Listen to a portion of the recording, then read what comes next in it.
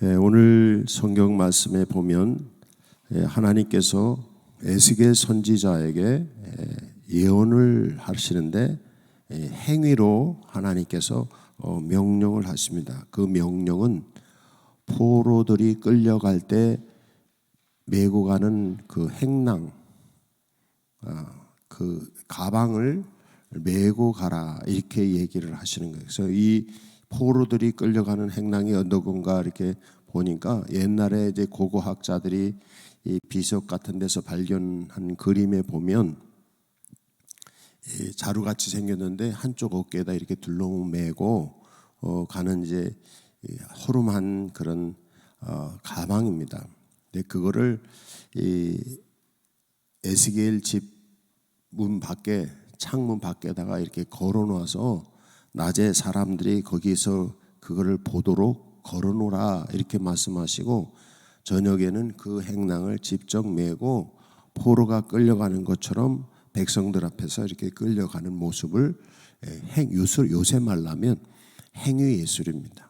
그래서 선지자들에게 하나님은 하나님의 예언하는 모습을 말로 하면 사람들이 이해를 못하니까 직접 행동으로 표현을 해서 그걸 보고 하나님이 이렇게 하실 거구나 라는 것을 행동으로 예언하도록 행위 예언입니다. 상징 행위죠. 이렇게 하도록 말씀하셨어요. 그래서 이스라엘 사람들이 포로가 돼서 끌려갈 거를 직접 포로의 모습, 허름한 옷을 입고 허름한 그 가방을 메고 그리고 끌려가는 이렇게 모습을 하도록 이렇게 말씀을 하셨어요.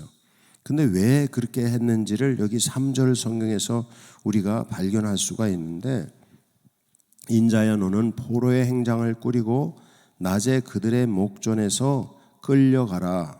내가 내 처소를 다른 곳으로 옮기는 것을 그들이 보면 비록 반역하는 족속이라도 혹 생각이 있으리라. 2절 성경에서는 눈으로도 보지 못하고 귀로도 듣지 못한다는 거예요. 그러니까 사람들이 하나님을 향해서 하나님의 말씀이 있고 하나님이 보여주시는데도 사람들이 보지도 못하고 듣지도 못하고 깨닫지 못한다는 거거든요. 그런데 행여나 하나님이 말씀이 곧 그들이 그걸 보면 반역하는 백성이라도 혹시 생각하지 않을까? 회개하지 않을까? 그래서 하나님께서 예언을 하실 때는 항상 하나님의 말씀은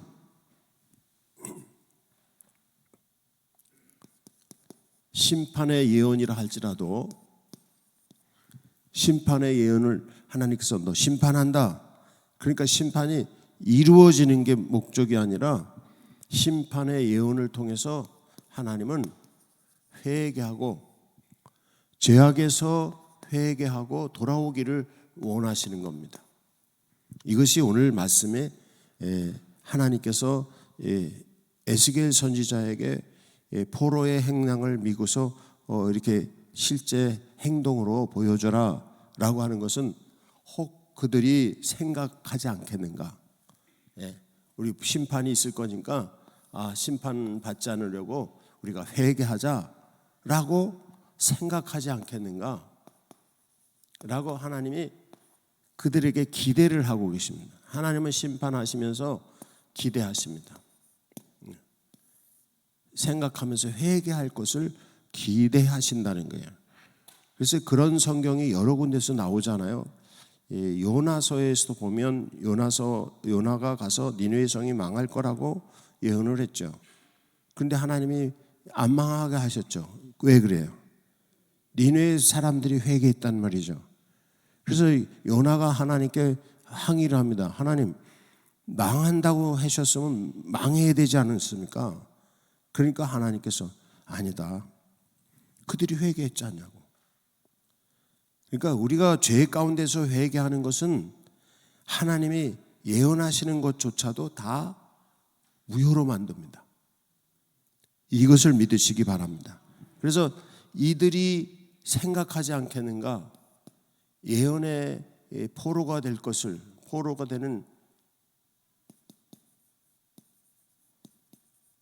포로 예언을 하시면서 하나님은 기대하시는 거예요. 하나님의 기대는 뭐예요? 회개하는 겁니다. 그래서 하나님께서 실제 심판하실 거야. 그때 우리는 심판하셔, 큰일 났네, 나 죽었네, 이게 아닙니다. 하나님이 심판하실 거야 그러면 회개해, 그런 뜻입니다. 그래서 하나님께서 항상 우리에게 심판의 예언, 그것을 그냥 이거 나는 망한다 이거로 끝나는 게 아니라 생각을 해야 된다는 거예요. 생각하고 내가 죄악을 저질러서 그랬구나, 이제 죄악을 회개하고 하나님께 돌아와야 되겠다, 요 생각을 하게 하기로. 그래서 여러분 말씀 앞에서 생각하시기 바랍니다. 말씀 앞에서. 그래서 말씀이 있으면 그거 자체만 받아들이지 말고 생각을 하고 받아들이셔야 돼요. 그래서 하나님이 심판을 예언하신다 그러면 이거 내가 잘못해서 이런 심판이 오는구나, 그건 생각하는 건 어떻게? 회개하는 거죠. 회개하면 심판은 무효가 되는, 하나님의 심판의 예언은 회개할 때 심판의 예언은 무효로. 하나님께서 결정하시는 것은 하나님이 계획하시고 결정한 것은 다 이루십니다. 성경에 보면 안 이루는 게 없습니다. 그런데 하나님이 결정하고 심판을 결정했다가도 사람들이 회개하면 하나님은 그건 바꿔요. 그러니까 하나님의 계획은 바꾸는 적이 없습니다.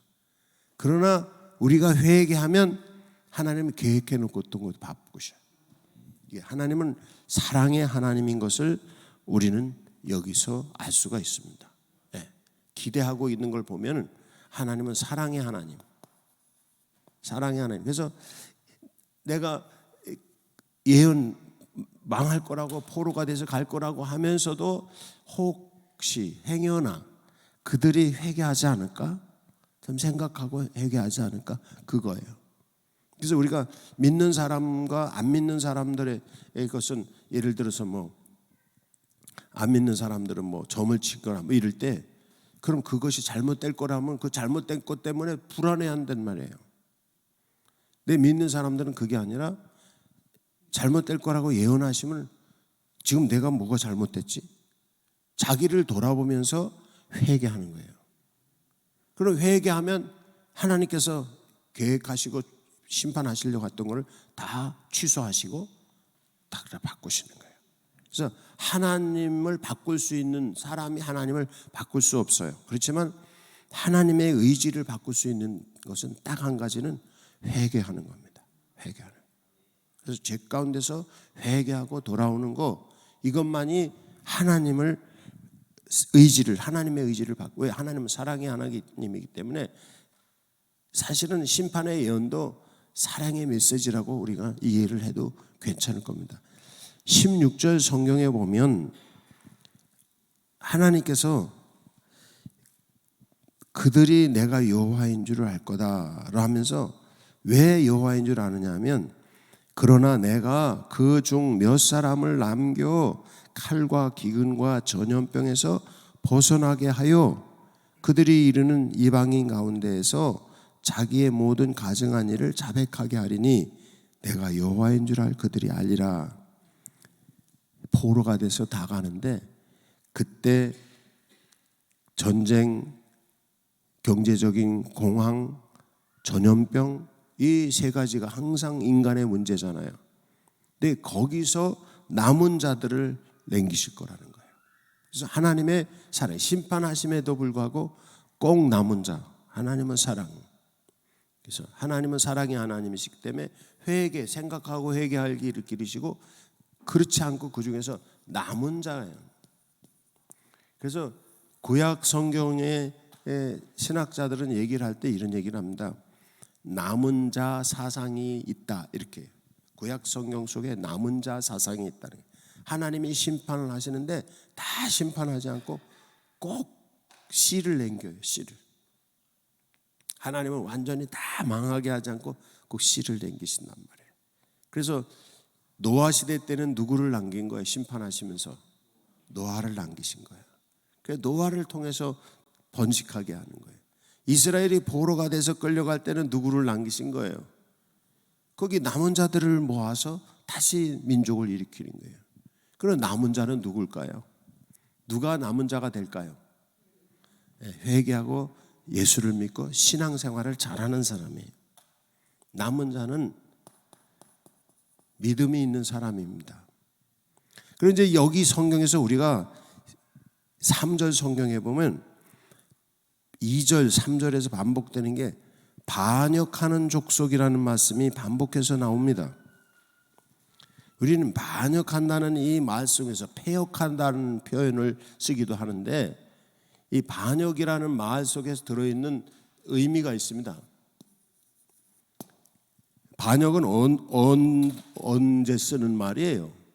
반역이라는 말이 언제 사용해요? 네?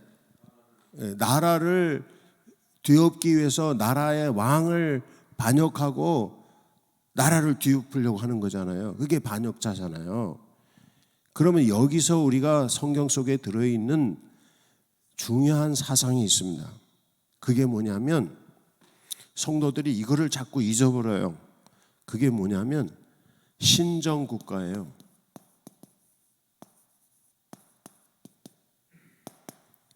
성경 속에 들어있는 하나님의 생각은 뭐냐면 하나님이 왕이고 하나님이 신이 하나님이잖아요. 하나님이 다스리시는 나라예요. 그게 뭐예요? 하나님이 다스리는 나라가 뭐예요? 하나님 나라죠. 하나님의 나라예요. 그래서 신앙생활을 잘 하는 사람들은 자기의 나라를 하나님이 다스리는 나라로 삼으려고 했었어요. 여기서 하나님이 왕이 되시고 이스라엘 사람들이 백성이 되어서 하나님이 다스리는 나라를 하나님이 만드시려고 이스라엘 족속을 불렀는데 그 이스라엘 족속이 하나님을 왕으로 섬기지 아니하고 하나님을 반역한 거예요. 그래서 하나님께서 그들은 하나님을 반역하니까 하나님이 그들을 다스리는 거예요? 못 다스리는 거예요? 안 다스리는 거죠. 그래서 결국에 하나님이 버리셔요. 그래서 그들이 포로로 끌려가는 거예요. 그러니까 나라가 잘 유지가 되려면 하나님이신 신정국가예요. 하나님이 다스리는 나라예요. 하나님의 나라는. 그래서 하나님이 왕이 되셔서 하나님의 다스리심 앞에 온 국민, 온 백성이 같이 잘 가요. 그런 문제 없어요. 근데 하나님이 다스리심 안에 있지 않아요. 그러니까 하나님이 떠나셨어요. 하나님이 이스라엘 백성을 떠나셨어요. 그러니까 다스릴 사람이 없잖아요. 그러니까 어떻게? 외적이 침입해서 들어와서 포로로 끌려간다. 이런 의미입니다. 그래서 우리가 성경 읽을 때 하나님 왜 사랑하시는 하나님이신데 이스라엘 백성을 자꾸 저렇게 하고 믿는 사람들이 왜 자꾸 믿는 사람들이 이렇게 어려움을 당하지? 라고 이해를 못하는 경우가 있단 말이에요. 그리고 교회가 그러면 왜 교회를 이끌어가는데 교회가 어떻게 이루어야지? 이런 게 이해를 못한단 말이에요. 그게 뭐냐면 신정국가입니다. 그러니까 하나님이 다스리는 국가가 하나님의 나라예요. 그래서 예수 그리스도를 믿고 구원을 받는다는 것은 하나님 나라의 백성이 되는 거잖아요. 맞죠? 여러분 하나님 나라의 백성이 되셨죠? 그럼 누가 왕이에요? 하나님이 왕이고 하나님이 다스림을 받는 하나님 나라의 백성이 돼서 우리는 하나님 나라에 살고 있는 겁니다.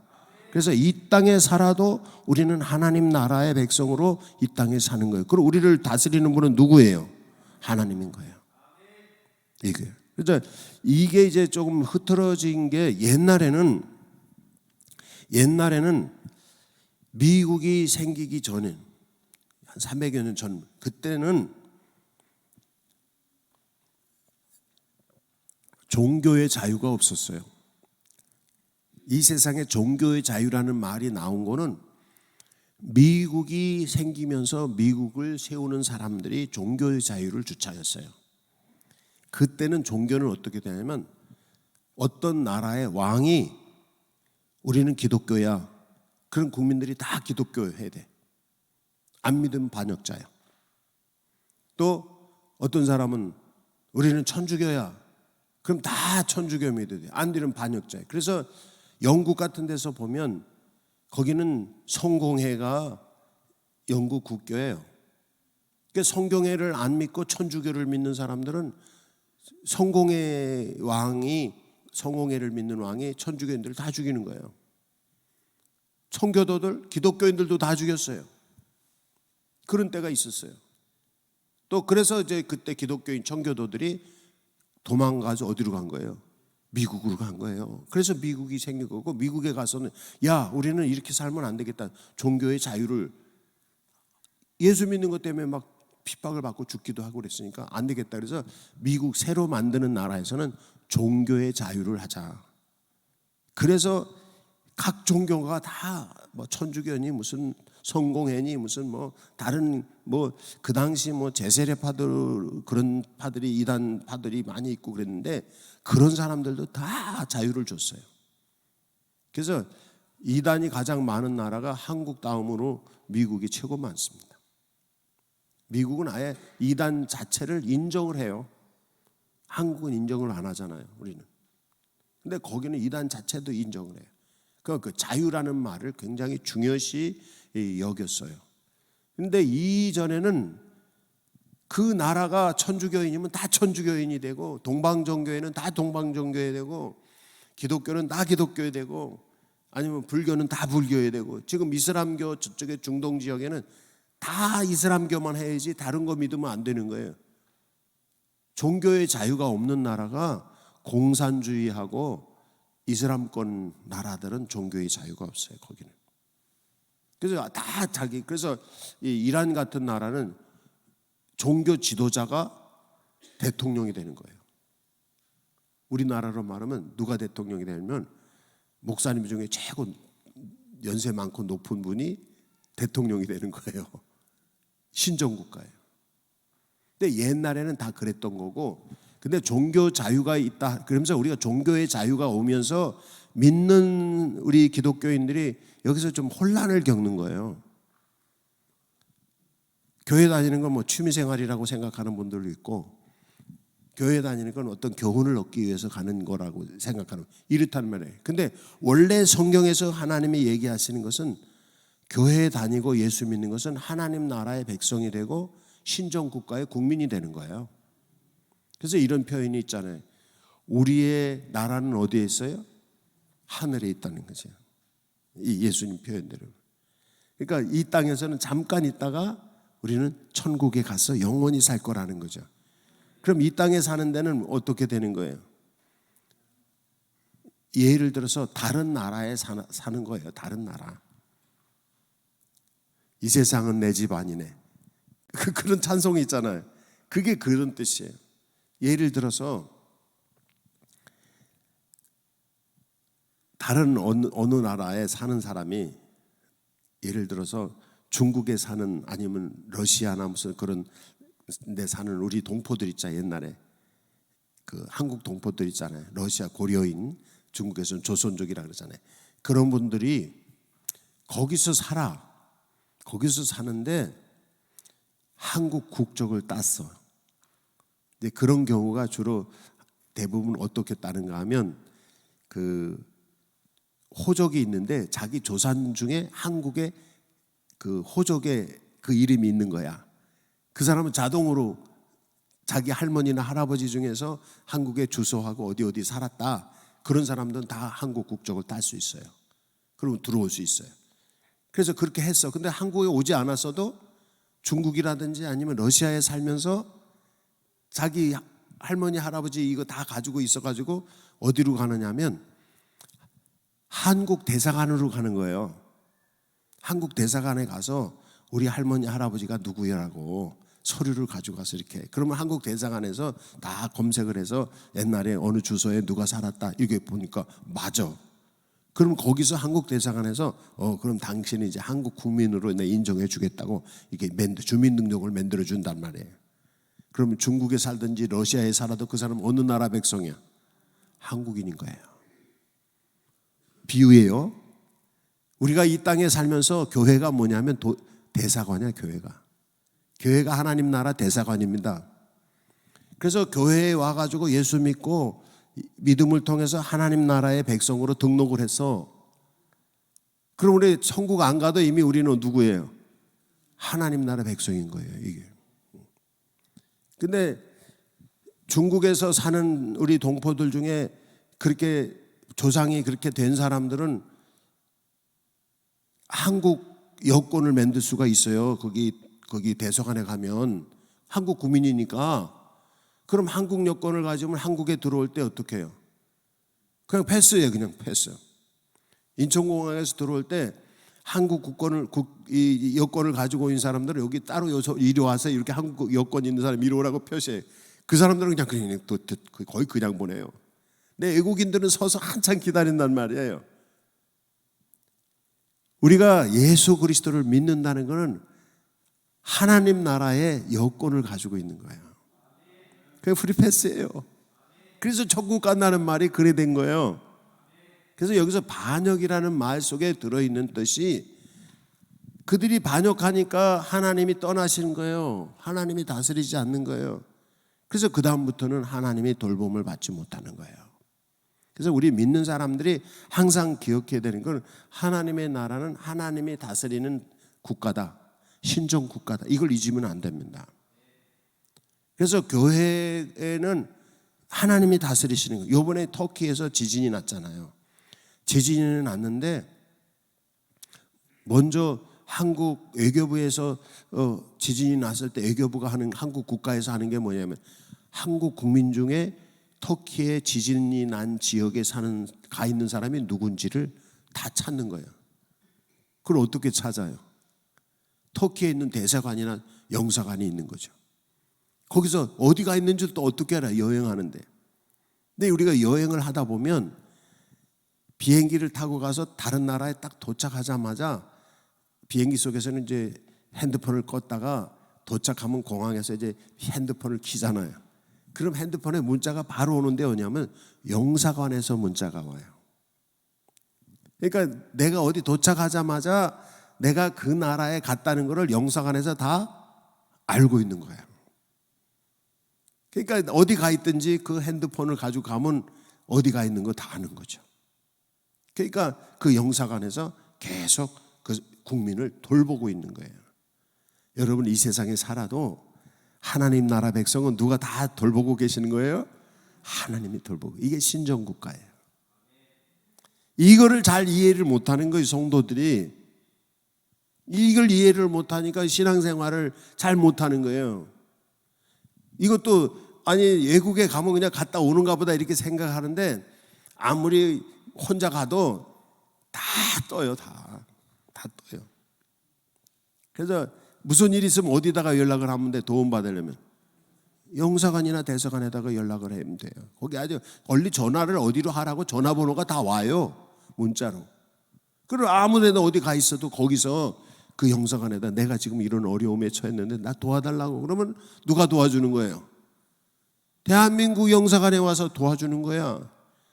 우리 하늘나라 백성은 이 세상에 살아도 무슨 문제가 있으면 우리가 누구한테 전화를 해야 돼?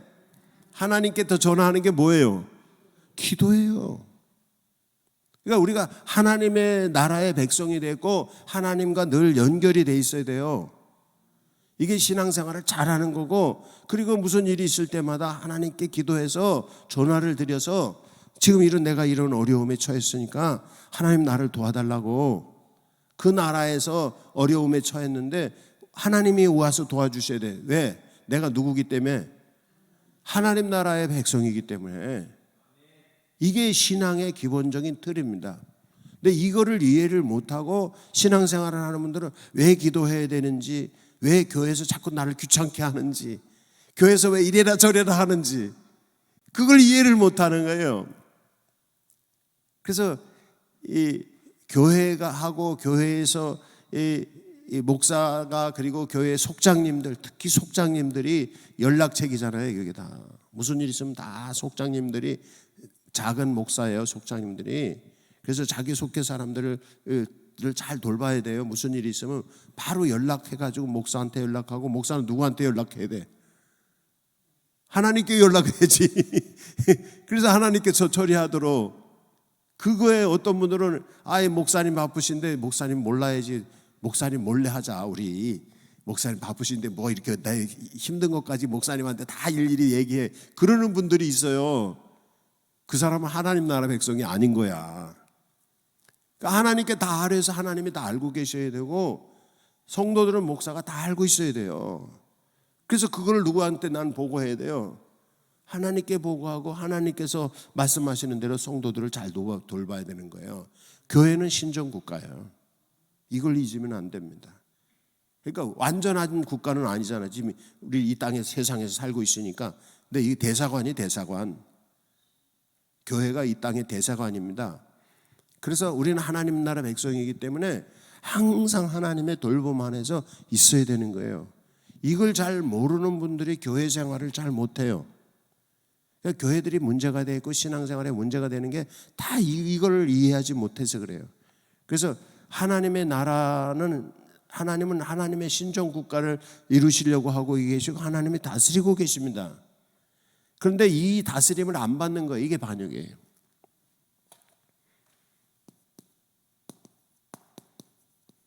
하나님의 통치를 거부한 거예요. 여러분, 반역자 되시면 안 됩니다. 하나님의 통치를 받으셔야 돼요. 목사의 통치를 받아야 돼요. 목사에게 순종하고 목사 말 잘 들어야 됩니다. 목사가 권위가 있는 이유가 그래서 이 권위가 있는 거예요. 뭐 제가 뭐 잘났어요? 뭐 그렇지 않지. 하나님의 나라의 백성들을 잘 돌보는 역할을 하는 거예요. 이게 그게 하나님의 통치하심을 거부하는 게 반역인 거예요. 우리 하나님의 나라의 백성으로서 하나님의 다스리심을 받아야 돼요. 하나님의 통치를 받아야 돼요. 하나님의 통치하심을 받아들여야 돼요. 이게 신앙생활을 하는 거예요. 그래서 하나님이 성령이 나를 다스리시게 해야 돼요. 이 말은 다른 말로는 하나님의 영이신 성령의 다스리심. 그래서 늘 성령님이 함께 하셔서 성령님이 말씀을 통해서 성령님이 성경 말씀을 통해서 우리를 다스리셔요. 그래서 매일 교회에서 설교를 하고 예배를 하는 이유가 뭐냐면 말씀으로 어떻게 살아야 되는지를 하나님의 법을 가르치는 거예요. 그걸 잘 아는 분들은 하나님의 말씀에 따라서 하나님의 다스리심을 받는 거죠. 그런데 하나님을, 여기 이스라엘 백성은 하나님의 통치를 거부했단 말이에요. 말씀에 순종하지도 않고 이 우상을 섬기고 그랬단 말이에요. 그러니까 결국에 하나님께서 떠나버리시고, 요새 그런 거 있잖아요. 뭐 추방하는 거예요. 나라에서. 하나님의 벌 중에서 최고 무서운 벌이 뭐냐면 너 이제 하나님 나라 백성 하지 마, 그겁니다. 뭐 하나님께서 뭐 경제적으로 어렵거나 뭐 육체적으로 어렵거나, 이거보다 정말 무서운 벌이 뭐예요? 너 이제부터 하나님 나라 백성 아니야. 이거 영원히 끝나는 거예요. 하나님하고. 여기 이스라엘의 포로로 끌려가는 건 바로 그거와 같은 겁니다. 하나님께 버림받지 마시기 바랍니다.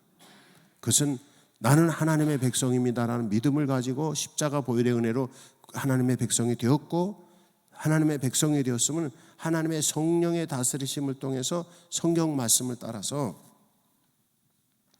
하나님의 성령의 다스림을 따라서 성경 말씀을 따라서 하나님의 다스리심을 받아야 돼요. 그거가 진짜 하나님의 백성. 그래, 하나님이, 저가 좀 겉으로는 좀 순한 것 같은데 엄격한 게 있어요. 이게 뭐냐면 어릴 때 우리 애들 셋을 가르치는데, 어릴 때 제 말에 순종하지 않으면 집에서 내쫓았어요. 너는 순종하지 않으면 우리 식구가 안 돼. 내쫓았어요. 그러니까 우리 애들은 지금도 그러니까 순종을 아주 잘합니다. 그래서 순종해야지 하나님의 백성이 되는 거예요, 우리가. 만약에 하나님께 순종하지 않고 하나님의 다스림을 받지 않으면 하나님과의 약속이 깨지니까 백성이 안 되는 거예요. 이게 그래요. 그래서 그거 확실하게 지켰어요.